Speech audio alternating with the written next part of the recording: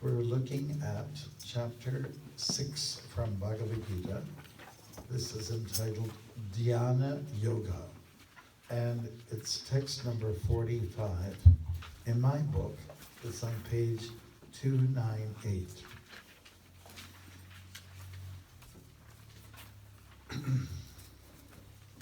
Everyone's got the page? Chapter 6.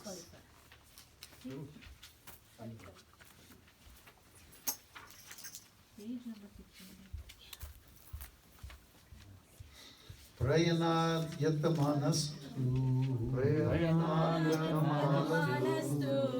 yogi samshuddha kilvishaha anika janma samsiddhas tato yati parangatim. Now, let's go to the English translation. And when the yogi engages himself with sincere endeavor in making further progress, being washed of all contamination, then ultimately achieving perfection, After many, many births of practice, he attains the supreme goal. Please, you can repeat. And when the yogi engages himself, with sincere endeavor, in making further progress, being washed of all contaminations, then ultimately achieving perfection. After many, many births of practice, he attains the supreme goal. Purport by His Divine Grace, H.H Bhaktimarga Swami Prabhupada. A person born in a particular righteous, aristocratic, or sacred family becomes conscious of his favorable condition for executing yoga practice. With determination, therefore, he begins his unfinished task, and thus he completely cleanses himself of all material contaminations. When he is finally free from all contaminations, he attains the supreme perfection, Krishna consciousness. Krishna consciousness is the perfect stage of being freed of all contaminations. This is confirmed in the Bhagavad Gita 7:28. Isham tvantakatam papam jananam punya karmanam tedvan mohan nirmukta vajanti mang dhridavrata. After many births of executing pious activities, when one is completely free from all contaminations and from all illusory dualities, one becomes engaged in the transcendental loving service of the Lord. Hare Krishna. Nama Om Vishnu Padaya Krishna Prasthaya Vidare Srimati Bhakti Vedanta Swamini Tanamani Namaste Saraswati Devi Gauravani Prasharini Nirvishishishunyavari Paschatya Shatarine. Hare Krishna. Jai.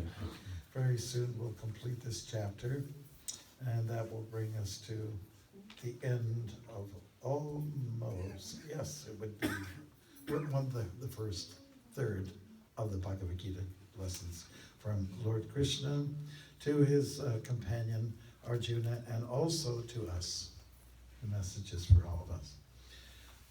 The theme here for the last few shlokas have been improving, moving on, moving ahead.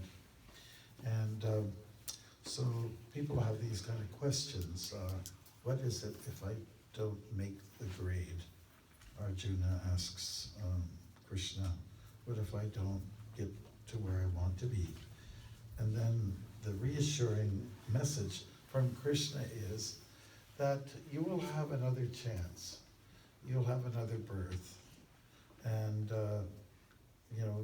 second chance, always those kind of games are fun, If it's just a one-shot deal. I'll tell you, on the first walk I did across Canada, it was Canada Day, July 1st. And I was at a place called Dryden, where they have pulp and paper industry up in northwestern Ontario. I was near there. And I decided to walk on the day that I thought I would just celebrate Canada's birthday by walking, okay? And a guy pulled over, and he was, he had a little boy in the front seat. I assumed it was his son. So it was a holiday for him. But I said, I've been watching you for the last few months. He says, you have? Yeah, I'm the guy that drives these houses across the prairies, where you have to have a overload, a vehicle in front and one behind, and in case somebody tries to, cover it, you got to know there's a distance, and it's like a wide load. And I remember having to step off the highway a few times to let His Majesty cross. And so that's me. I have been, taking houses across the country, and so I've seen you. You're very identifiable. First of all, you don't see too many people on the Trans-Canada Highway, but to speak of a moving traffic cone, and which is what I've been called a few times. And so he's decided to identify who he was, and he said, well, thank you. Now I know who you are, because you can see me, I can't see you. You're in a car, you're in a vehicle, you're in a truck. So I don't know who you are. And I didn't know it was the same guy doing all the hauling of the mobile homes across the country, across the prairies. So we got to talking, and he was, this is your son? He was, maybe about 7 years old. Yeah, that's my son. So I just was kind of bold. You don't usually ask those kind of questions. Is the mother around? I said, not really. So then, he started to open up his heart a little bit, and my wife has two or three sisters. I can't remember how many sisters there was, but they were telling her to not give me a second chance. Like, we're trying to get together as a couple, stay as a couple, and it hadn't been working out. And he wanted to make it work, but there was so much pushback and so much pressure from the family. Don't give him a chance. So the theme was not giving a person another chance.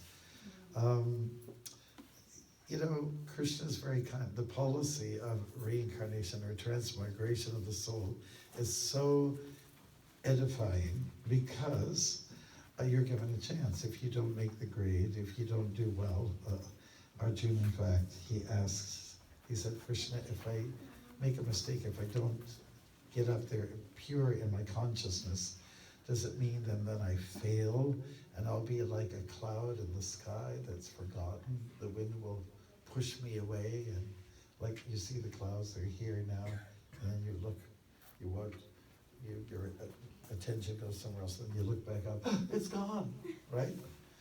Have you ever, I'm gonna ask some of the kids, have you ever experienced that before? Have you ever studied clouds in the sky? Did you ever lie down on the grass and look at the clouds, and they're kind of dreamy, and so there's like an angel, and then the wind comes and takes the wings away, or you see like a dragon, a cloud that looks like a dragon, like a Komodo dragon, and then he gets distorted, and then his jaws come out, and he looks like a crocodile now. Have you ever seen that before? So there's something very magical about those kind of things. So it's a beautiful image to consider, and Arjuna was thinking and offering this suggestion to Krishna. Is it that if you can't be pure in this life and the opportunity to go back to Godhead, does it mean that I'm finished, I won't have another opportunity? And then the glorious news is, as Krishna explains there, no, you'll get another chance. You'll be born Shuchinam Shrimatange Yogo Brashto Vijayate. That means you get a chance to be born into like a clean family, hygienic, Brahminical even. Or Shrimat means wealthy, well-to-do, Kshatriya, many opportunities to gain a footing from where you left off, This is one thing that really sticks out in my mind. When I first joined the movement, devotees were saying, if you come to a certain level in your consciousness and then you die, you'll have a chance again to pick up in the next life, pick up from where you left off. And that was so comforting, because I came from a background where they said, you go up or you go down. And up means up where there are clouds, and down means the flames of hell. You die there permanently, like Kumbhipaka. We have a hell with that name, Kumbhipaka. What do you think? Doesn't it sound like an inviting place? Kumbhipaka. You would go there. Because it doesn't sound like Disney. So this is Krishna's beauty. He gives everyone another chance if we don't quite come to the standard which is expected of us. we are expected to reach the status of where we were before. We were pure at one time, and we can, however, climb up. So the quote that Prabhupada gives us here from chapter 7, it's yet to come in the next chapter. Yesham twantakatam papam jananam punya karmanam te dvandva moha nirmukta bhajanti mam drida vrata. So these last two words, drida vrata, means determination. So what we're saying here is, if you've made a good endeavor, you've done a real good job at trying to be Krishna conscious, or as Prabhupada put, boiling the milk, then you will be able to come back into this world again based on your punya, your piety, your sincerity. Look at how the word is expressed here in the translation of the verse 45. And when the yogi engages himself with sincere endeavor, there has to be sincerity. There has to be action totally from the heart. Then it is possible for you to land yourself in the same process of bhakti yoga and doing it with drida vrata, like it becomes like a piece of cake. See, when I said cake, then kids go, oh. Okay. So drida vrata means determination. Okay? So that's one thing. And so we then can free ourselves of these contaminations. It's the contamination, it's the bad habits that keeps us down in the gutter, so to speak. But everybody wants to do well. We want to do well in our grades as a human being. I think all our children here like to do well at school. It's important to you, isn't it? You want to pass the test, yeah? And I'm sure you do. You get remarkable marks, and you're so doing all right. Very good. So as human beings, we're being tested. We're always under the surveillance of the Supreme Personality of Godhead. Always. Very good. And so we have a chance. We actually have an absolute chance to do good. Krishna gives us the opportunity.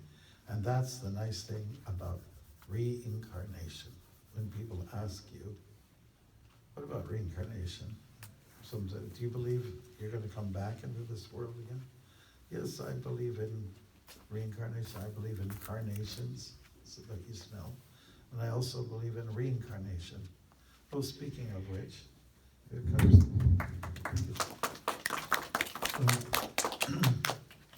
Yeah. So that's, if people ask about what happens after death, what do you believe? And the simple answer is that if I make, if I behave well in this life, then I will be given a good chance in the future. But if I'm naughty, and like now it's Christmas time, kids are going to hear about Santa. He wants to know if you're naughty or nice, right? And everyone knows if you're nice, then you get some spice, right? But if you're not nice, then there will be some kind of retribution, some kind of punishment and so on like that. So nobody wants that. Nobody wants that. And so we're told when we're very young, behave well, be ethical, and then some good results will come. And most of us are result-oriented, isn't it? But how much money? Especially millennial kids. Are you a millennial? Oh, you're not. When were you born? 2008. Then you are part of the new millennium. Okay, great. So I don't want to take stabs at millennial people, but usually when you present something to them, they're very quick to say, what do I get out of it? How much do I make? How much do I profit? You're different. because you're playing mridanga. But they usually, and it's a valid question, what do I get out of it, you know? You must know what kind of results are gonna come my way. Will it be positive or will it be negative? You know, and everybody wants positive results. And if you don't go for certain results, then what can I say? Maybe you're a little tamasic, you know? You know the term, mode of ignorance. Don't you think about these things? You know, when you're dull-brained, it just means that maybe you have your thought process is a little bit, you're a little asleep behind the wheels. And so we need to be thinking about results. Chapter 3 of Bhagavad Gita, Krishna is saying that do not be attached to the results of your activities, but be attached to doing your duty. Right? That is a famous shloka for most people who've gone through the Bharat trail, isn't it? You know, being attached to functioning, to follow your codes, which is very, let's say, akin to what humans are supposed to do. Human beings are supposed to be thinking about their future betterment, improvement. So that's the theme here with this verse and the adjoining verses. Doing better, improving, you know, getting the grades. And so this is quite promising coming from Krishna. Now, you're going to soon land on perhaps one of the most important verses from the Bhagavad Gita, especially chapter 6, the end. Yoginam api sarvesham madgatin antaratmanam shradhabam bhajite yomam sa me yukta tamo mataha. There are different paths that you can take in this world, but if you take to the path of bhakti, then that surpasses all other forms of yoga. You know, it's the best way to go. Everybody knows the different kinds of yoga that are out there. There's karma yoga, there's jnana yoga, you know, and finally there is bhakti yoga. And of all, bhakti yoga is just the best way to go because it indicates love. And everybody wants love, isn't it? You can ask the Beatles, they used to sing, love is all you need, love is all you need, love. Of course they had a different idea about love, but Hare Krishna. You're going to get to that shloka, and it's got a nice purport, and that will end your chapter, and then you're going to move on to the next, and you can learn about the different kinds of people the different kind of folks that live in this world, are born in this world. There are some who are pious, some who are not pious. There are some who, let's say, have the qualities of being divine, and some who have the qualities of being not so divine, like demonic. And there are 4 kinds of people that have a chance to do good as a human being. Does anybody know what those 4 particular traits are?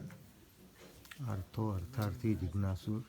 Okay, so just to get the distressed. The distress. The inquisitive. Knowledge. Those who are curious. Yeah. Inquisitive. Mm-hmm. Wants to know the absolute truth.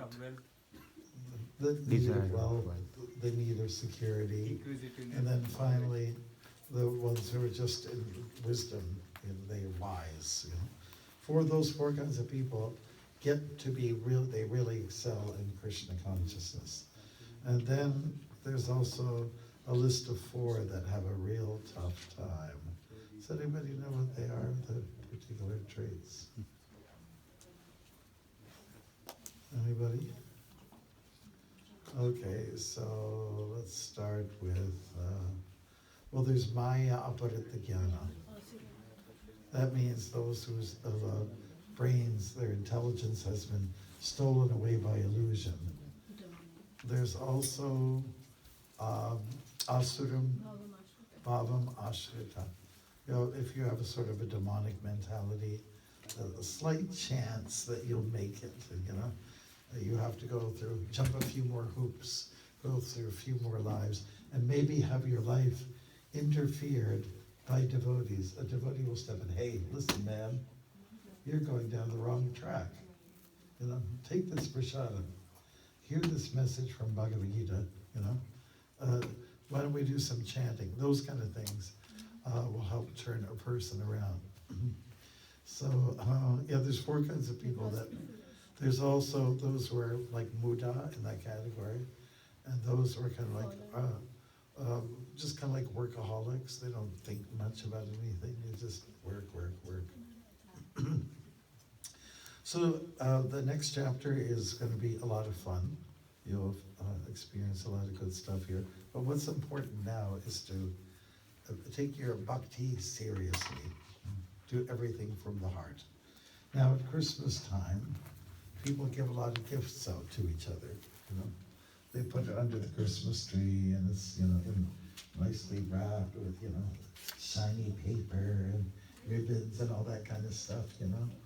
And sometimes, have you ever been in a situation where you get a gift and, oh, thank you. I don't know what I'm going to do with it, but thank you. And but in your mind, you feel it's the thought that counts, right? That's what's important. It's what's in the heart. What was the intent that is important? So Krishna always registers with what your intent is, If it's coming from the sincere heart, then he's so happy about it. So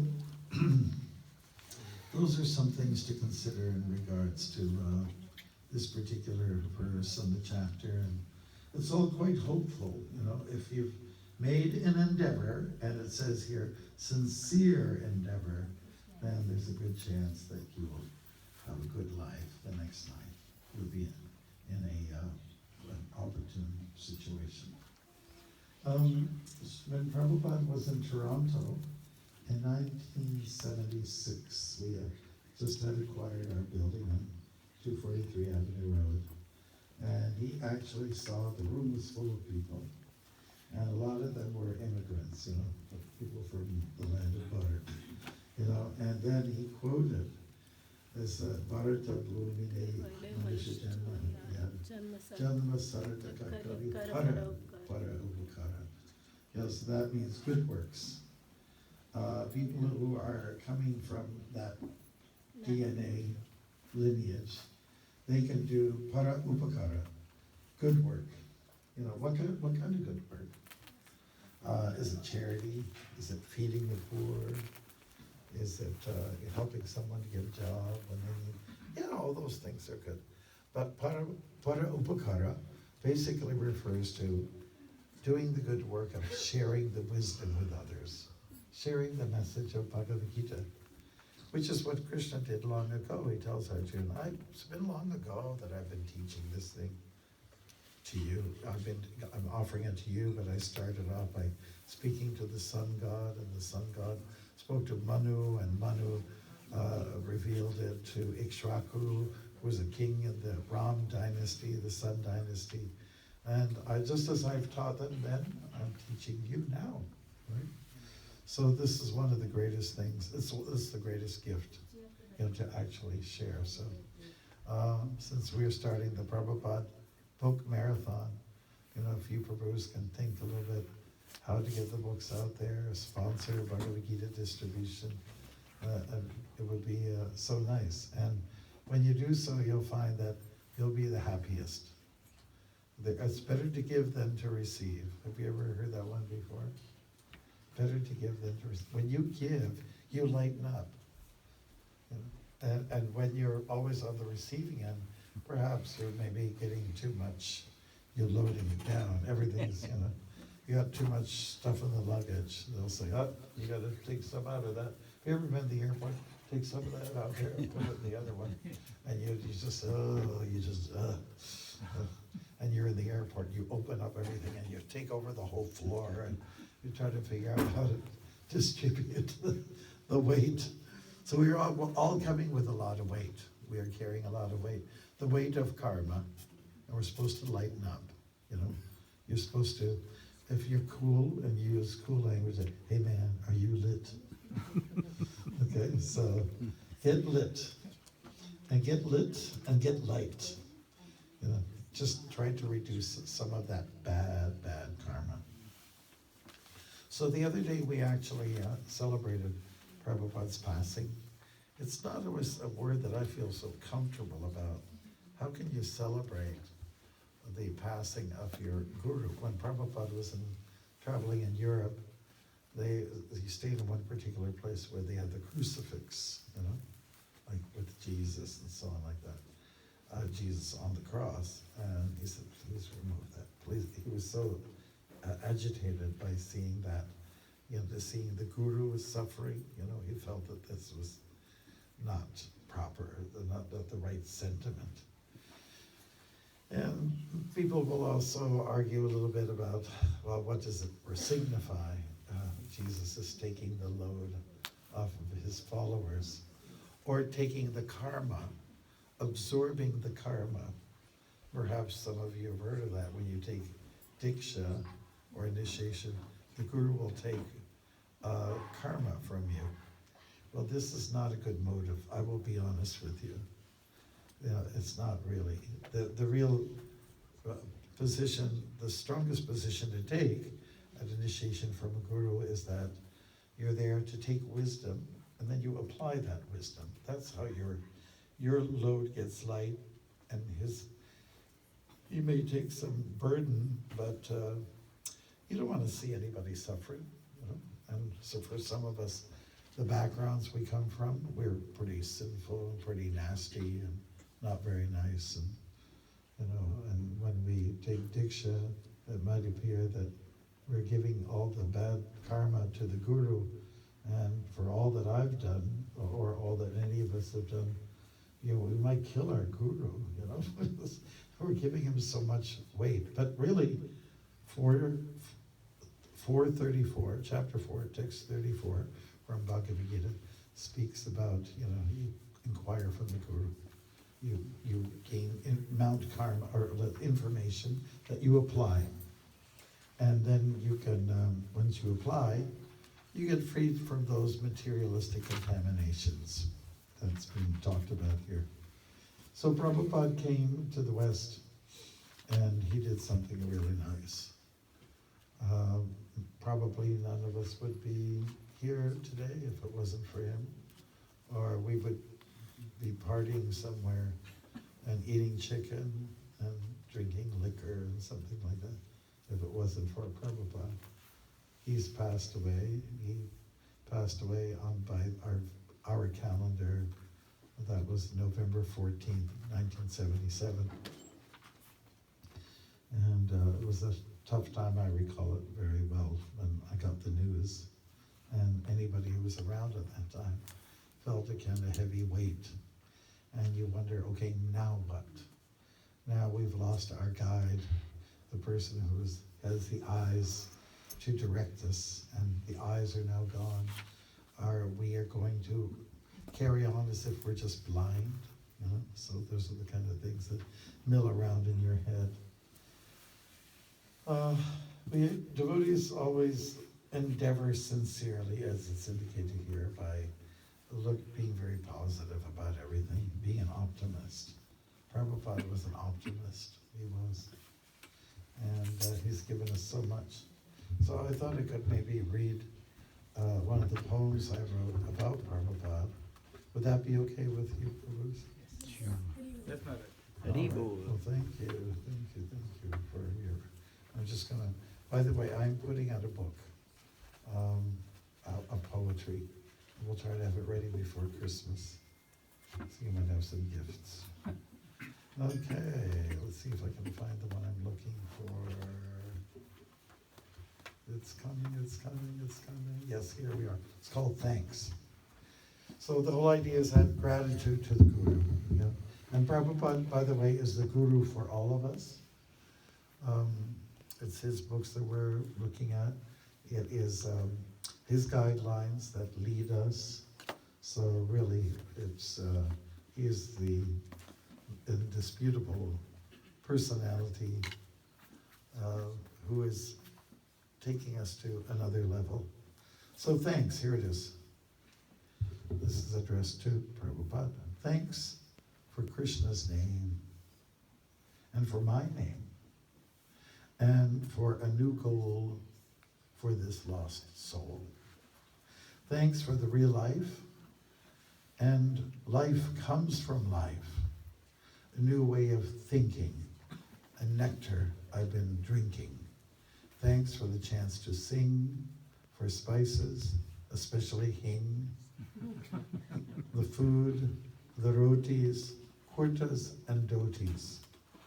Thanks for all the books, and hooks or by cooks, the travel, the adventures, toothpaste for the dentures, your powerful discourses and fighting Maya's forces, for your life story, its unfathomable glory. Prabhupada also taught us how to make toothpaste. Calcium carbonate, put some mustard seed oil in there, some sea salt in there, a little bit of ground cloves in there, and you've got a perfect homemade toothpaste. Hare Krishna. Thanks for nonviolence, unless it's in defense, your liberalism, your conservatism, and the accommodation for apparent contradiction. Thanks for such characters as Hiranya, and what to speak of Chaitanya. Okay? We're happy that he told us about Hiranyakashipu and Hiranyaksha and the evil forces, so we can look at them and see them fall. Okay, thanks for George, that means Harrison, and Jagannath, for Krishna, and Gopinath, for cymbals, drums, tilak, kirtans that make us rock, the mantra, Sanskrit, Om, the ways to go back home, for shaven heads, being clean, and insisting on hygiene, for the love of bull and cow. We must tend to them right now, for your talks and your walks, and blessings for my walks, for the place 243 devotees, your GVC. Thanks for teaching us dance, chants, and trance, giving us humor, no room for rumor, for farms, restaurants, schools, for regs and rules, for blessing me with dramas, holy places and dhammas, for the deity, the icon, the home we call ISKCON, for backing the family, youth and elderly, for prasadam, its distribution, done in great profusion, for being father, mother, showing kindness to one another. Thanks for your coming, what to speak of your going. Thanks for your smile, your sauce. For you are always the... I'll do it again. Thanks for your smile, your sauce. For you are always the... Source. No? Cause. What? Cause. No. No. I'll do it again. Thanks for your smile, your sauce. For you are always the... The boss. Yes. For me, eternally, and for us. So that's written about Srila Prabhupada and offering him thanks. Yes, so we've written quite a few here. Just one more. One more? Yeah. Okay.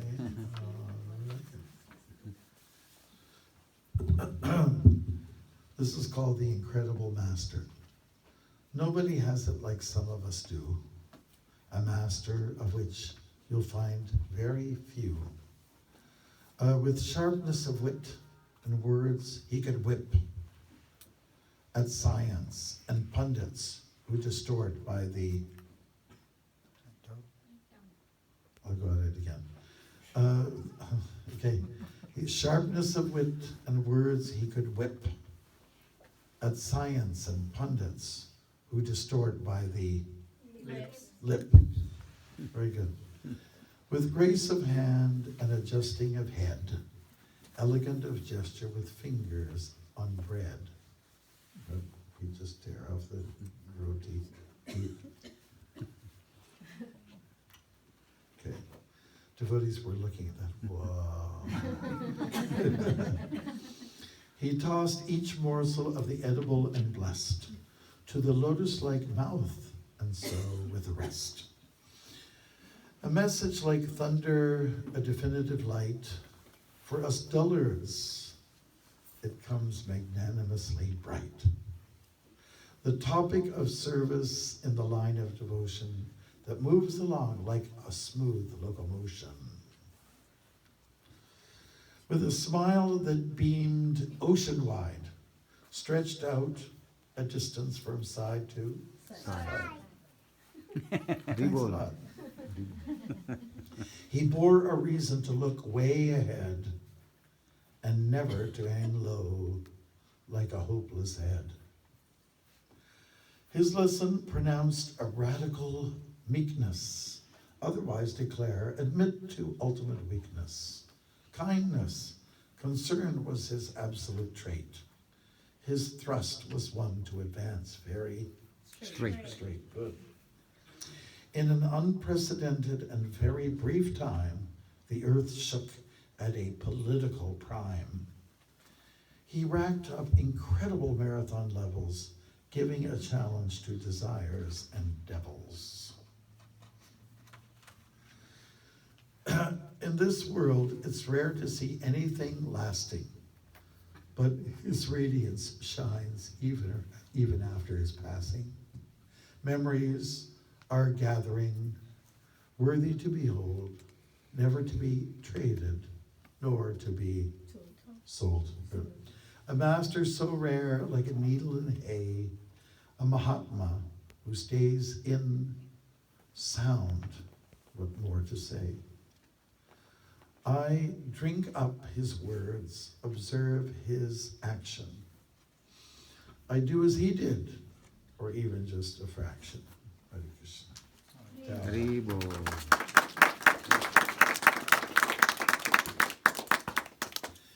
Yeah, so there's a great amount of gratitude that has to go to Srila Prabhupada.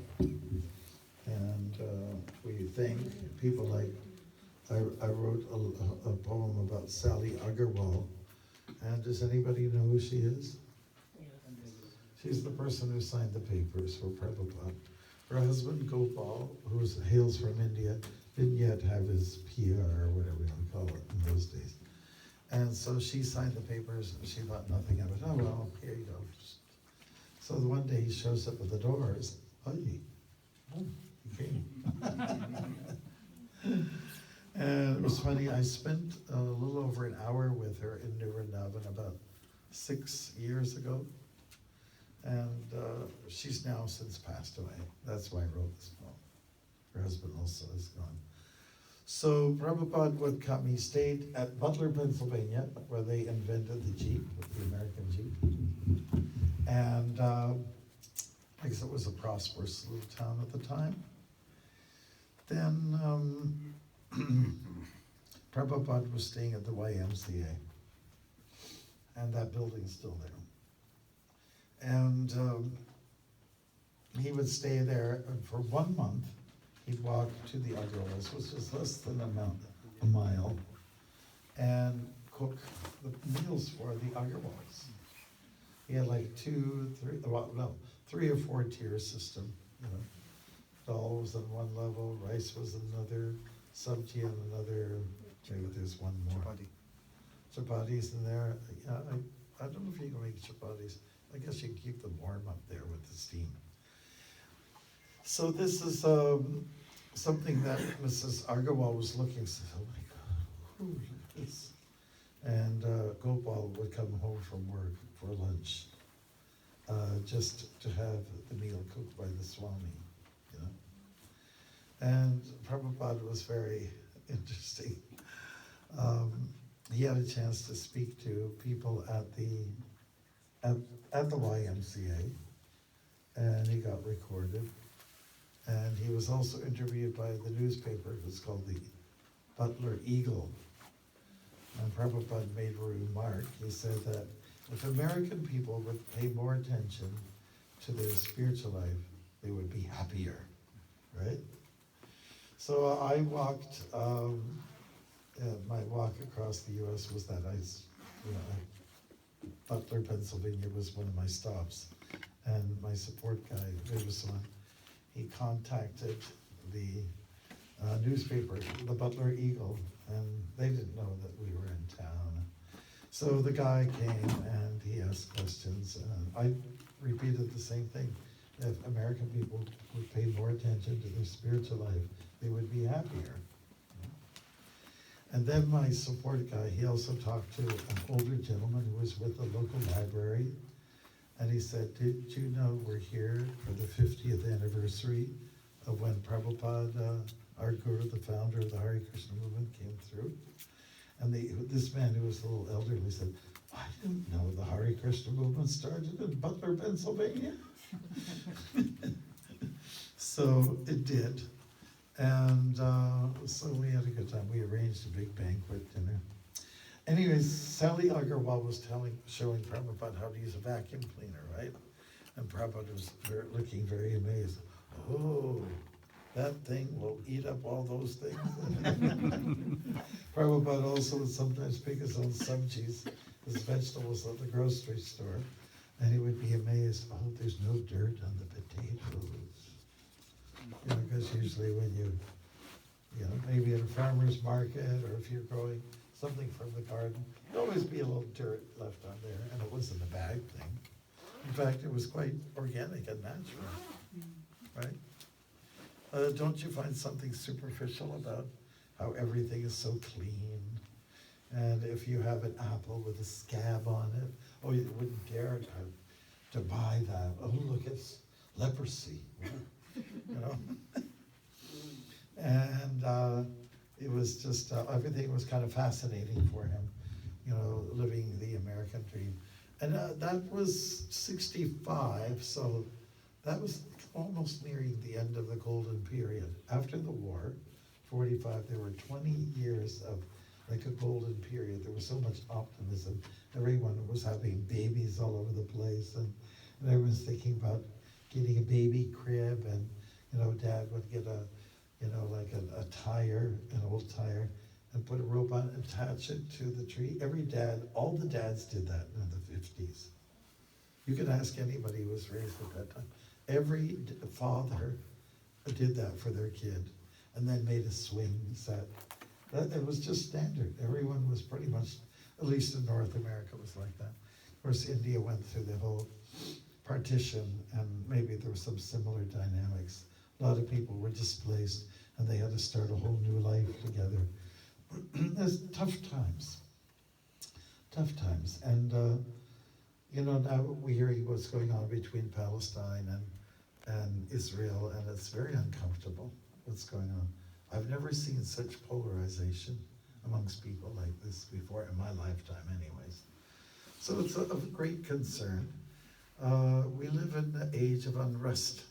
It is the Kali Yuga, so you can expect some difficulties, misunderstandings, and they're usually just based on one problem, and that is, I am this body, and everything attached to this body is mine. So this is an erroneous conclusion. It's not the way it is. You know? You can't go to the bank. What's the nearest bank from here? TD, of course. Right. TD Bank. You go to the bank. You go in there during business hours. You can jump up on the counter and say, "I renounce this bank." Now everyone will say, they call the police right away. I think you better come and pick up this guy. So the point is that you don't own the bank, so you don't own anything here. It might be on paper, but paper gets burned up, it gets dissolved, it goes into landfill. What do we really own? We don't own anything. You don't even own your own body.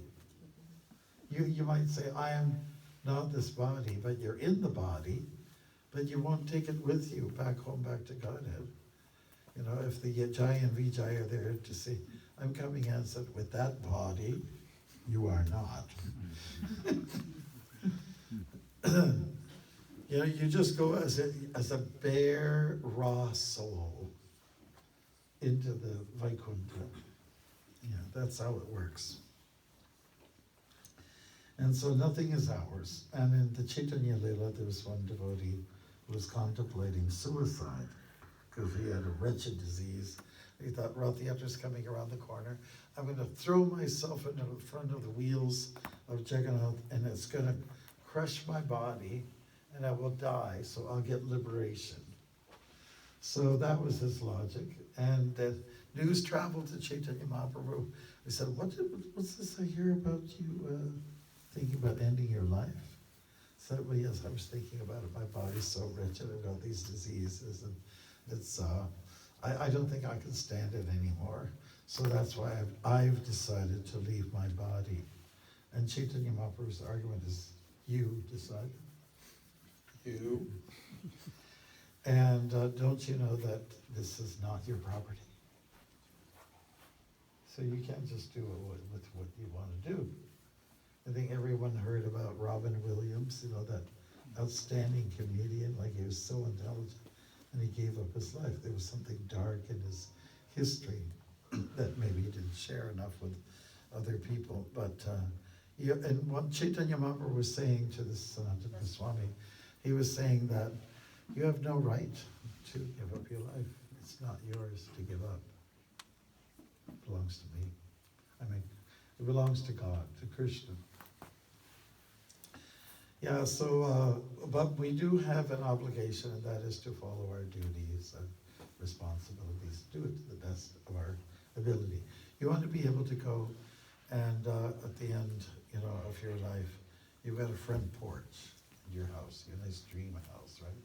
With a white picket fence around it, and you want to be in your rocking chair with, your wife, Kamala, and you want to be able to say, well, we did it. We did. We stuck it out together. Kids are married. We got our grandchildren. And we did it. We did our duty. We did our dharma. You should be able to say at the end of your life, I followed my obligations. And there's some satisfaction in that. And I think of Queen Kunti in the first canto of the Bhagavatam, and how she had a chat with Krishna. This is all documented in the first canto of the Bhagavatam.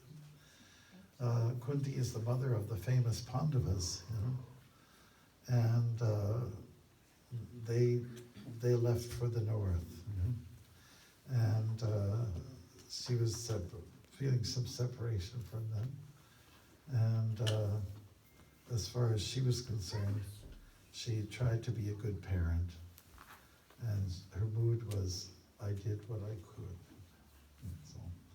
So then Krishna and Kunti sort of walked off in the distance, and the aunt and the nephew walking together. And what was on Kunti's mind was Krishna and his lotus feet. She looked at his feet, and they were beautiful.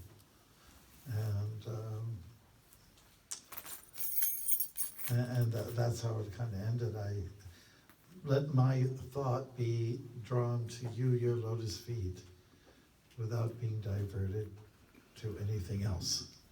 Let my thoughts be flowing like the Ganges. The Ganges starts from on high, from the glaciers, and it just comes down like a forceful flood of water coming down from the tallest mountains in the world, right down to the depths where, near Kolkata, where everything flows into the ocean at that point. And she was just saying, my dear Krishna, it was like a prayer, let my thoughts be always on you. Let my thoughts flow like the water of the Ganges that flows to the ocean and doesn't get diverted. The river goes like this. We know that the Ganges twists and turns and meanders, right? Anybody has been there to the Ganga? Yeah. Today, Bhaktivinoda and I, we walked by the creek. There's a little creek over there, and it goes like this. But the point is that the creek will probably end up, I'm sure this creek ends up in Lake Ontario. So in the same way, her thoughts are on Krishna, Let my thoughts be always with you, just like the Ganges River constantly flows to the ocean without being diverted by anything else. Let my thoughts be at your lotus feet. And let me end my life like that. Those were her wishes. Nice thoughts, isn't it? And there's so much out there to be disturbed by, for just things that can distort us and distract us. And it's very true. You know? Maybe the latest Bollywood movie. Ooh. And there's a lot of distractions, and all we want to do is to have a fixation at Krishna's lotus feet. That's all that's important. Reflection on his Leela, his pastimes. So I don't want to go overboard with the length of this talk. We are at 6:17. Do we have time for any kind of questions or anything like that? Okay. And again, thank you all for coming today. It's really a pleasure. And I think it's a nice spot. It's nice that our church people here have given us this place. It's God's blessing. You know, I mean, they're like real holy people, right? Spiritual people. Otherwise, this wouldn't land in our laps. You know, so it's nice to have this space. It's nice and cozy, isn't it? Yes. Yeah. And so it's, a blessing in disguise. Thank you so much. Do we have any questions or comments at all? Anything at all? Anything? Going once? Yes. So, thank you so much, Maharaj, for giving a wonderful class. Especially, I just liked about how you're speaking about Srila Prabhupada coming to the West and his struggle and gifts. So, the question is, like, how do we appreciate that? When you were specifically talking about thanks to Srila Prabhupada, like you were just talking about every detail of how he has given us, changed our life, given us toothpaste, even to that level, right? Showed us how to be Krishna conscious. He changed our life. In this day and age, now that we are part of this movement, how should we be more appreciative of Srila Prabhupada? How to be more appreciative.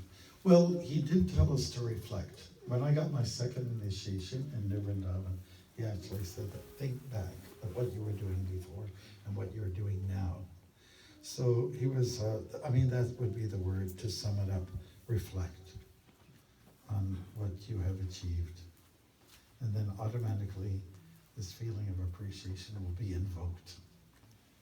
Think back at all the bad habits you had and how someone out there encouraged you to, let's say, put those things behind you. So reflect. If you don't reflect, then some things will pass by. So it's good to have some moments to recall. What I really like about our culture is that when we talk about someone who passed away or someone's born, we always talk about those persons. Whether they're our own friends or saints in the Bhagavatam or the Chaitanya Charitamrita, we take some time to reflect on all the good that they have done. So I think that's the catchword. Reflect. Look in the past. Are you okay with that? All right. Good. Thank you. Anybody else? Yeah, one Yes, question Rup. I have. So Yeah. Maharaj, I listened to your poetry. So you said Prabhupada is in sound. Yes. Explain a little bit. Explain that. Yeah. Well, Prabhupada is still with us in sound. That means like we've got his words, they've been recorded. His thoughts are also recorded documented in the books, right? So he exists through those things. That's what the Guru is known for. Usually, oftentimes, saintly people aren't the most photogenic. They're not get on the cover of, some magazine, Men's Health, or they're not get on the cover of, Vogue or something like that.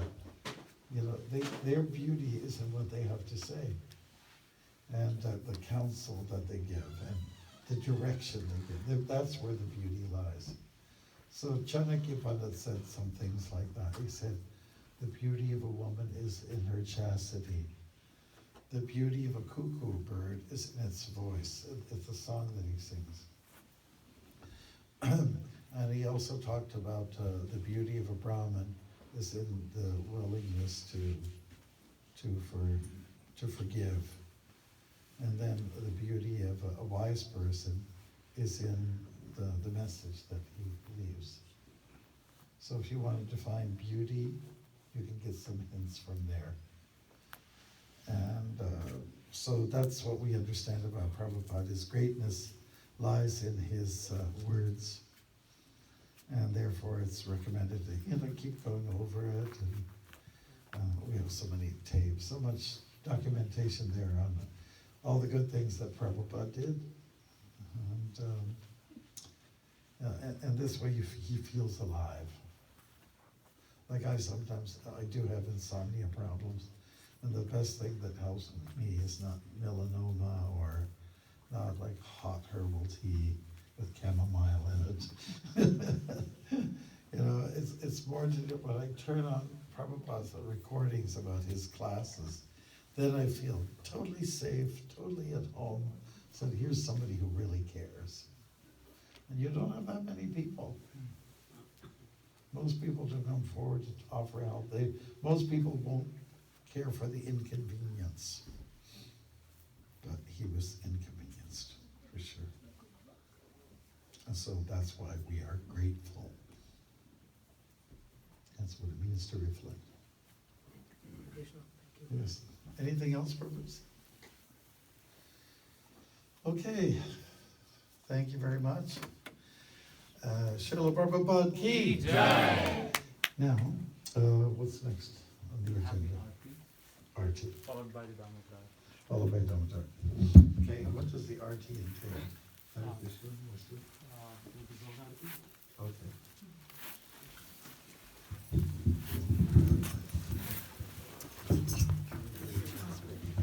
That was again a wonderful lecture by His Holiness Bhaktimarga Swami. Give him a one round of great round of applause, please. Would it be all right if I could just do the translation of the song right now? After? We can do it after. Hare Krishna. So now we'll be having the Arati for Lordship. So we will be singing from the songbook, page number 6. So everybody should be having a songbook on their chair. So please turn to page number 6, and that is the Gaur Arati, and the translation will be on the next page.